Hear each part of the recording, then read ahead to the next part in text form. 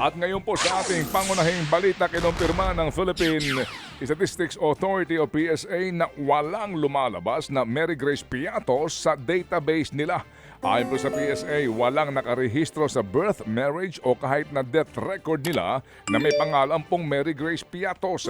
Magugunitang lumutang ang pangalan na iyan bilang isa sa mga lumagda sa mga resibo at nakatanggap ng confidential fund ni Vice President Sara Duterte. Pero ayon sa mga mambabatas, ito'y nagpapatunay lamang na imbento ang pagkatao ni Mary Grace Piatos at posibleng dinoktor talaga ang mga resibo na ginamit po bilang liquidation sa confidential fund. Dahil dito'y nanawagan na rin po ang Kamara sa Department of Justice na suriin din ang mga resibo. Kapag mapatunayan daw na nilustay ang confidential fund, posibleng makasuhan si VP Sara ng technical malversation. Samantala may agam-agam naman ang ilang kongresista kung may sapat na panahon nga ba ang Kamara para dinggin ang inihaing impeachment complaint laban kay Vice President Sara Duterte. Ngayong araw inaasahang maghahain din ang isa pang reklamo ang grupong Alyansang Makabayan laban sa bise. Pero ang problema, baka kulangin na raw sa oras sa mga kongresista dahil ilang buwan na lamang ang aabutin ng pagdinig ng impeachment complaint mula sa komite hanggang sa plenaryo. Bukod kasi sa Christmas break ng mga kongresista ngayong buwan, nalalapit na rin ang campaign season para sa eleksyon. Pero ang pagtitiyak ng liderato ng Kamara, gagampanan nila ang kanilang mandato alinsunod sa saligang batas. Ano bang gagampanan tapos walang oras?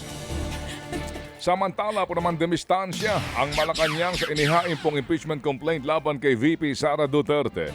Ayon kay Executive Secretary Lucas Bersamin, maliwanag daw ho ang posisyon ni Pangulong Junior na hindi niya susuportahan ang impeachment complaint laban sa Vice Presidente.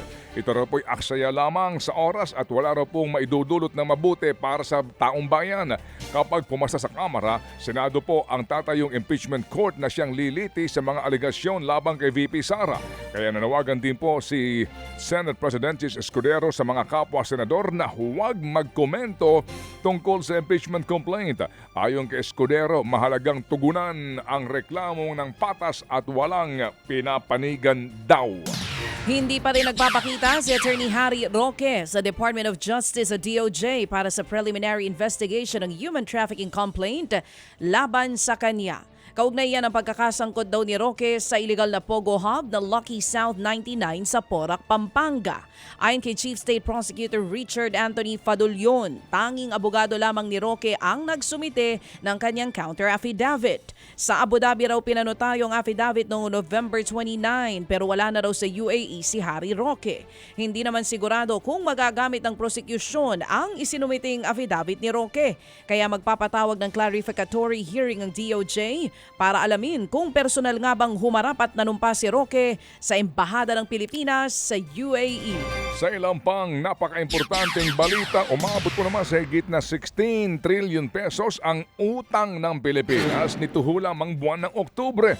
Ayon po sa Bureau of Treasury, higit na 10% ng mas malaki ang utang ngayon ng bansa kumpara sa higit na 14 trillion pesos lamang noong nagdaang taon.